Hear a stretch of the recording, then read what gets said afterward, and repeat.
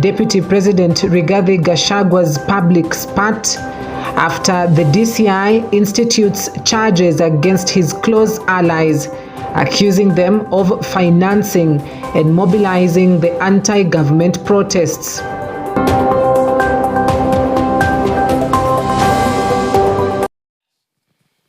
Engage with us. Our SMS line is 23059. You're in safe pair of hands. My name is Cynthia Nanjala. EBN Prime Edition kicks off right now.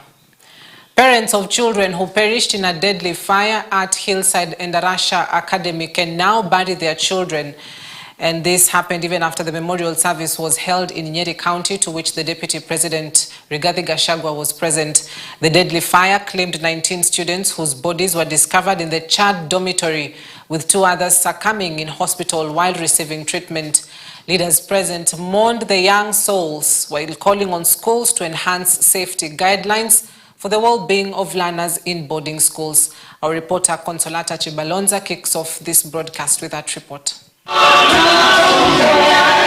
A somber mood engulfed Mwega Stadium in Kieni West, Nyeri County, as a requiem mass was held to bid farewell to 21 pupils who lost their lives to a tragic fire on the 5th of September at Hillside Endarasha Academy.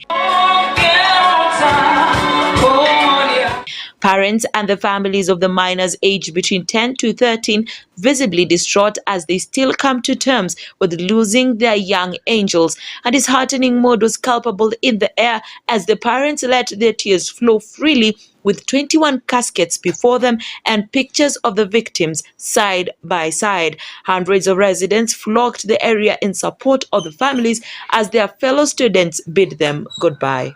We have crossed many rivers before, even with streams, but this one is wide, deep and torrential.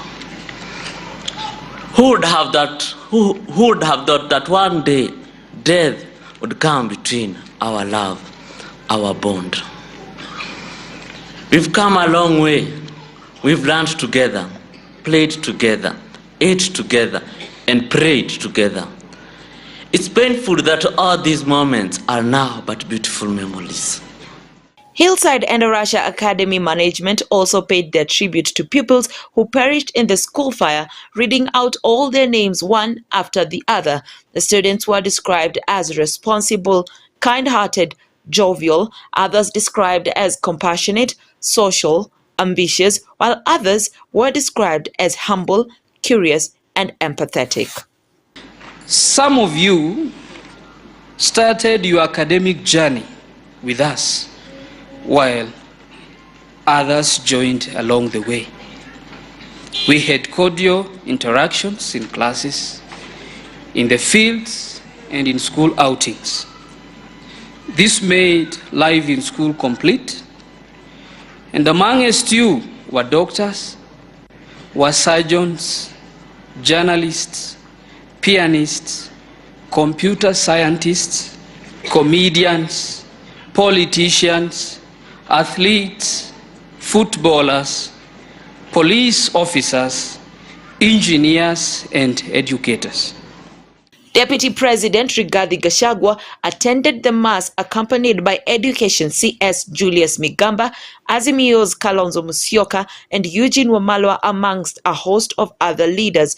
The DP delivered condolence messages from President William Ruto, who is out of the country on a trip to the United States, as he urged the Ministry of Education to enhance safety in schools. It was a very difficult moment for me kwenda kuona pahali watoto wetu walichomeka, na kwa hivyo mimi sina maneno mengi, ni kuambia wazazi, may the Lord give you comfort. It is difficult. We cannot pretend to tell you that it is easy. As the moderator said in his sermon, if it were possible, much as none of us welcomes death, but if it were possible, it's much better for parents to be buried by their children. Tutahakikisha wale watoto wote 143 pamoja na wale wako hospitali tutaweza kuwatafutia usaidizi ndipo waweze kurudi shule. Kalonzo Musyoka, on his part, mourned with the families, encouraging leaders to pray for the nation. At the same time, former President Uhuru Kenyatta sent his condolences through former Defense CS Eugene Wamalwa. My message to the people of Nyeri is go tell hawa wazazi that God is still on the throne. Go tell Governor Kahiga and people of Nyeri, people so strategically placed between the Abadayas and Mount Kenya, prime land. Mheshimiwa Kieni, go tell the people of Kieni, I'm still God. Loss of young lives full of potential and hope for the future is a pain that cannot be described. My heart goes out to the families who lost their dear children and the school community deeply affected by this tragedy of unimaginable magnitude. Following the end of the Requiem Mass, this now paves way for the families to kickstart the burials.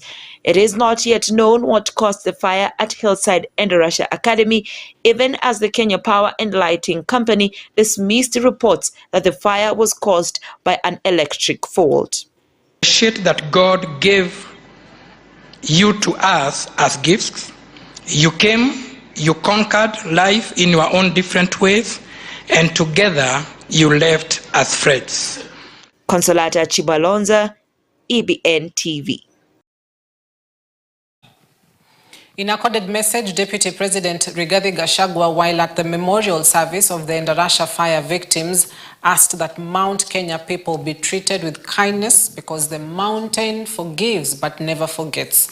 While no politicking was allowed at the memorial, a seemingly troubled Rigathi Gachagua assured that the region is going nowhere. At the same time, Azimio's Kalonzo Musyoka hinted at support for the second in command, whose troubles are far from over as an impeachment motion hangs in the air. We have a nation to mold together. I never like pretense. There is tension in this country. Political tension. So moderator, to obey Kenya. But when the moment comes, aliyekuwa makamu wa rais mzee amelala, Mwai Kibaki will always be there for the people of Nyeri. Tutakuwa nanyi bila uoga, bila chuki, mambo ya changamoto kubwa hizi.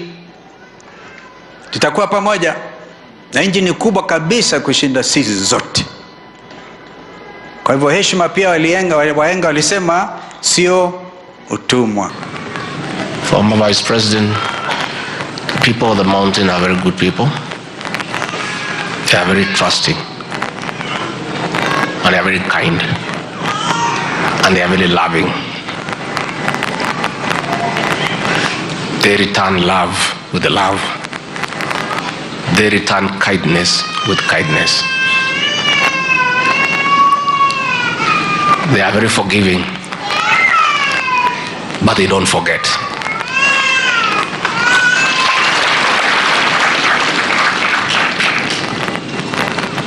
I appeal to everybody to treat the people of the mountain with kindness, because it's the right thing to do. Excellency, nilikupa ujumbe siku ile tukiwa rafiki zako, tulikuwa tumepata fununu kidogo, na Waswahili wanasema lisemalo lipo, lisipokuwa lafanya nini? Laja. Nikieleza mheshimiwa kwamba alikuwa nimepata fununu njama fulani ya kugawanya upinzani, lakini pia tukasikia kuna njama ya kugawanya mlima. Nikaeleza His Excellency ya kwamba ukiona mwenzako anyolewa, kichwa chako tie nini? Maji. Tumeanza kusikia kule Nyahururu kuna njama inaendelea, Your Excellency. Leo tuko hapa kwa moto wa Endarasha, na wale ambao wanapanga kuwasha moto mlima huu, nataka niambie watu wa mlima, Your Excellency, mlima huu una marafiki. Mlima huu una marafiki. If the day comes and this mountain calls upon us, we will stand with you. You will not walk alone. Conflicting reports have emerged over how many number of people were killed during the Gen Z protests, with Interior Cabinet Secretary Professor Kithure Kindiki now putting that figure at 42. Kithure Kindiki appeared before a parliamentary committee on Thursday as he equated the June-July protest to an alleged attempted coup. And as our reporter Caroline Muthoni details, Kindiki defended police actions despite numerous concerns over police conduct. I have not admitted that any Kenyan was killed by the police. Police brutality, extrajudicial killings and abductions during the Gen Z demonstration mid this year was featured largely during the Interior CS Kithure Kindiki's appearance before the National Assembly Security and Administrations Committee. Kithure Kindiki said that 42 people were killed during these demonstrations and police are still in search of the individuals who were reported missing from different counties. Nairobi County topping the list, followed by Nyandarua County. The number of those who died is 42. But that statement had identified up to 30 of the deceased. So what I asked the police to do, and I think it was just like, because the information is there, it has always been there. His numbers and who died where, in what circumstances, the context in which they died, some by bullet, others by mob, etc. That information is there. So I discovered that the information given was up to case number 30. So I asked them to update the other 12. This comes hours after 6 human rights, legal and medical associations including Amnesty International, the Law Society of Kenya and Medics for Kenya requested an inquiry into the deaths, claiming that 61 individuals were killed by police excessive use of force and lethal weapons. We have documented 61 persons who've lost their lives. And these are the cases we call extrajudicial killings, 61. As IMLU, we have conducted autopsies on 49 of those bodies. In response to this, CS Kindiki noted that police are allowed to use excessive force in uncontrollable circumstances of defending themselves and other people. He also noted that some of those killings, individuals were not just demonstrators but goons aimed at destruction. Kindiki assured that legal actions would be taken against law enforcement people who used excessive force outside the law. What I said is that some died because of bullet wounds. The process of proving the owner of the gun that discharged a killer bullet is a forensic process. And I am not ruling out the possibility that a police officer may have used their firearms outside the law. The question that the pursuit of justice must help us to answer is whether, if there is any police officer who used their weapon, whether that use was within the parameters permitted under the law.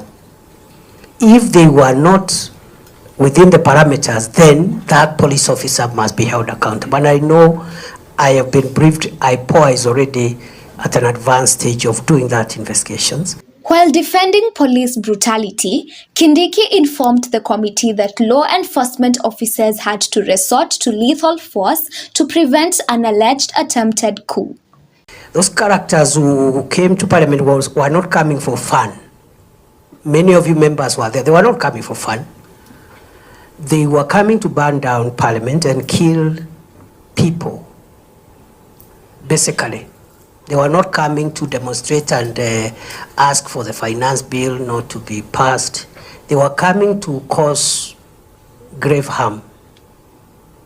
In fact, 2 days after that event, after we frustrated the effort to burn down Parliament and kill members, we arrested a suspect at 4 a.m. outside Parliament carrying fuel, intending to go and raise down the premises of Parliament. Gen Z protesters back in June 25th invaded Parliament in a historic mass action which unfortunately led to the death of dozens of protesters outside the National Assembly. President William Ruto at that time accused Ford Foundation for sponsoring the Gen Z demonstrations, claiming that it was causing anarchy. Ruto on Tuesday, while on a visit to the US, had a turnaround and praised the Ford Foundation for quote-unquote safeguarding the democracy of Kenya's call for reforms in the global economic institutions, climate actions, and modern technology regulations. Caroline Muthoni, reporting for EBN TV. Kimilili Member of Parliament Didmas Baraza has announced that he will sponsor an impeachment motion against the Deputy President Rigathi Gachagua. Baraza claims to have surpassed the required 177 members of Parliament needed for the motion to be approved by the Speaker of the National Assembly, Moses Wetangula. He states that he has gathered 242 signatures from lawmakers across the political spectrum and plans to submit them to the Speaker of the National Assembly. A vocal ally of President William Ruto, Baraza expressed hope that the motion will be scheduled for debate on Tuesday, following its approval by the Speaker. I was shocked. I thought I would be top 10. But when I arrived to sign the impeachment motion, I was actually number 242. And there was a queue already.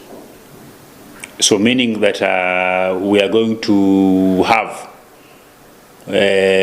more than whatever we require to impeach the Deputy President. The motion begins by just handing it over to the Speaker of the National Assembly through the table office in his office. So the Speaker, hopefully I am 100% sure that that motion will be handed over to him anytime from today. So that the Speaker will, being a lawyer, will go through the motion. And of course I know he will be satisfied because we have made this, both the motion and the process, watertight. No even amount of air will pass through the said process. The person that we are going to impeach is not a deputy governor. He's a deputy president of the Republic of Kenya. The person that we are going to send home through the impeachment motion is not a lightweight. It's a person who has anchored himself into very strong tribal beliefs. The person that we are going to send home is a person who participated in an attempted coup, actually against our president. So this is a deep-rooted person. Now, on the other hand, the Directorate of Criminal Investigations, DCI, has recommended that 5 people be charged for their alleged role in planning, mobilizing, and financing June's youth-led anti-government protests.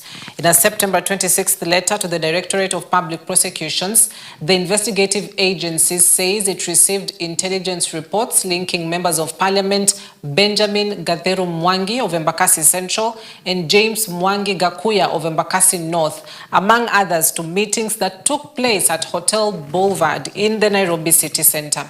The DCI wants Mwangi Gakuya, George Theory of Embakasi West, Martin Derek Ngunjiri Wambugu of Nyeri, and Pius G. Munene charged with conspiracy to commit felony contrary to Section 393 of the Penal Code.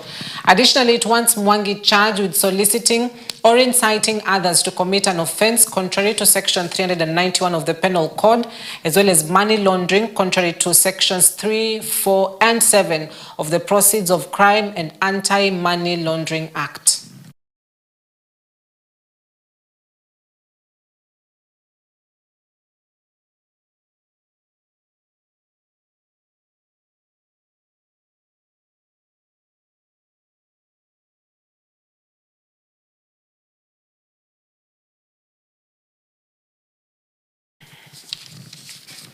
In a response to that, that targeted, or in a response seemingly targeted at the DCI, the Deputy President has accused institutions from the criminal justice system of harassing his office staff and members of parliament perceived to be close to him. The second in command termed the scheme evil and a futile attempt to soil his name and create grounds for the mooted impeachment proceedings against him. Rigathi Gachagua further said the use of criminal justice systems is an outdated political strategy that was used in the past. He called on the agencies to remain professional, follow the rule of law, and keep off politics.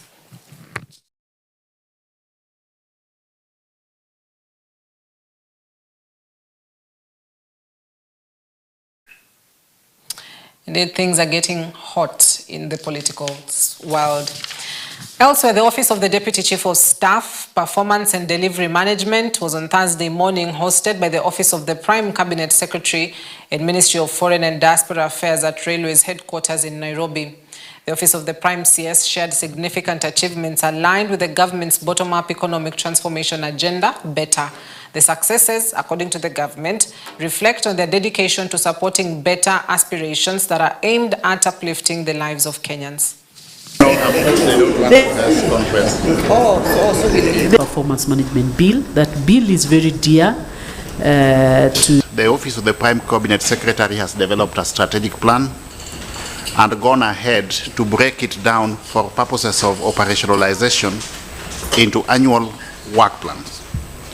So in conformity to the annual work plan for this office for the period 2024-2025, we need to have a performance contract committing the Office of the Prime Cabinet Secretary to certain minimum deliverables at the end of the activity period, both quantitatively and qualitatively, and on the basis of which the performance of the office will be evaluated as at June 30th, 2025.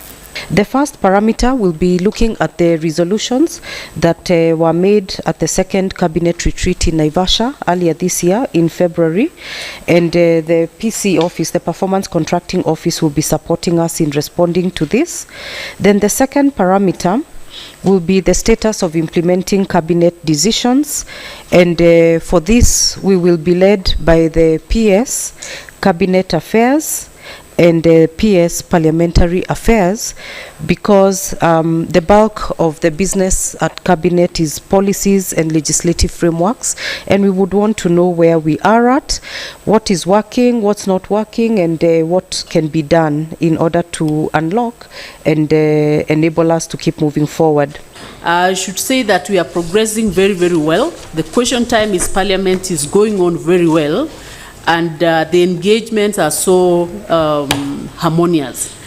However, that framework, the liaison framework is about 3/4 complete, and we have actually captured in our PC that we want to endeavor to finish that in this financial year, so that we increase that, we strengthen that liaison framework between us, the executive, and Parliament. So Machakos County Governor Wavinya Ndeti has pleaded with the National Treasury to release county funds fast, or the devolved units risk a crumble. The governor was speaking at a burial ceremony where she urged the national government to expedite the release of county funds, as counties depend on the money to pay workers and develop their areas. She also affirmed that Machakos County employees have received their up-to-date remunerations. From national government, we are having a bit of a problem.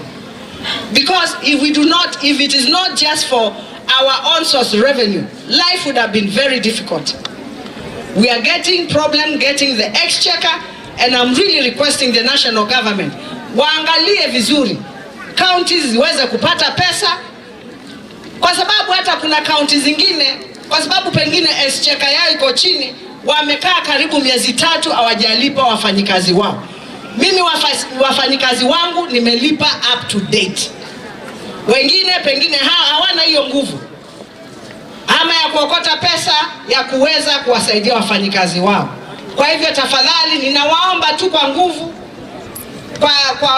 kwa unyenyekevu, tuhakikishe pesa zimefika ndio raia iwache kuumia, kwa sababu maisha yamekuwa ngumu. Tukifanya projects huku mashinani, wale wanafanya kazi ya mashinani ni raia. Kwa hivyo waangalie pesa zifike, ndio watu wetu waweze kusaidika. President William Ruto has called on the international community to discard the outdated power structure at the United Nations and create a system of international cooperation that reflects the aspirations of every human being. The president said the global community must embrace a new vision of global solidarity that upholds the principles of equity and inclusivity. He made the remarks at the United Nations General Assembly UNGA in New York when he delivered Kenya's national statement. Yes.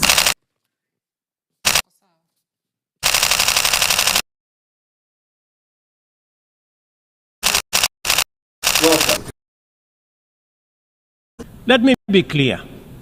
Political posturing and inaction will neither protect the vulnerable from the consequences of a runaway climate crisis, nor save our civilization from ecosystem collapse. It is therefore critical that all nations step forward to meet this moment with ambition and responsibility. As we confront the escalating impacts of climate change, we must also recognize the interconnected environmental challenges we face, such as plastic pollution, which continues to wreak havoc on ecosystems and threatens global sustainability.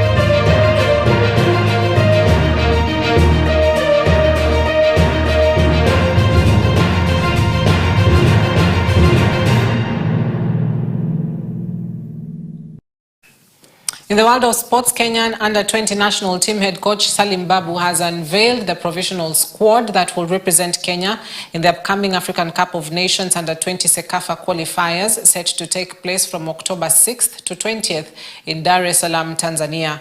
Kenya has been drawn into Group A, where they will face host nation Tanzania alongside Rwanda, Sudan and Djibouti. The squad, which includes a mix of local and international-based players, entered a residential training camp in Nairobi, which began on September 22nd. The team is expected to depart for Tanzania on October 4th, just days before the tournament kicks off.